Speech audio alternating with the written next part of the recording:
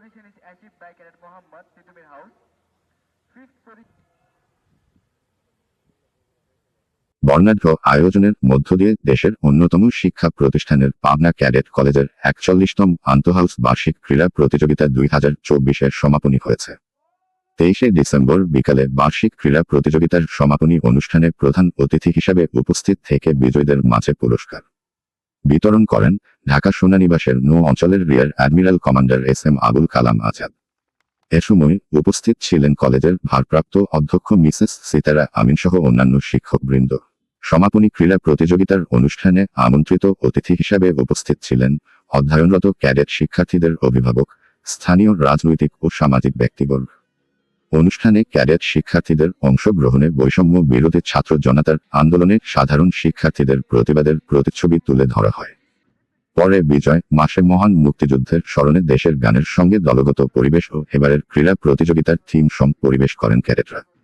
সমাপনী প্রতিযোগিতায় পাবনা ক্যাডেট কলেজের তিতুমির, সিরাজি ও ভাসানী হাউসের ক্যাডেটদের অংশগ্রহণে বিভিন্ন ধাপের দৌড় প্রতিযোগিতা সহ উপস্থিত অভিভাবক ও আমন্ত্রিত অতিথিদের অংশগ্রহণে প্রতিযোগিতামূলক খেলা অনুষ্ঠিত হয়।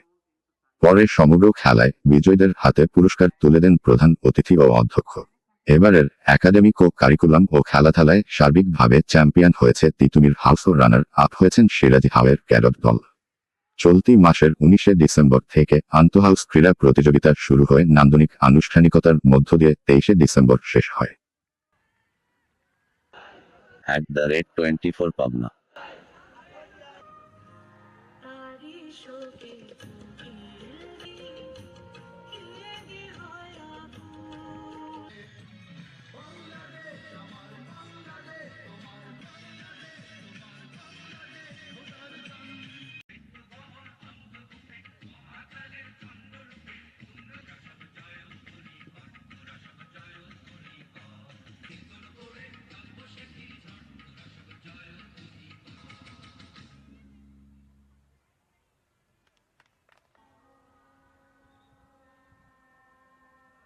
প্রধান অতিথি এই কলেজেরই প্রথম ব্যাচের একজন কৃতি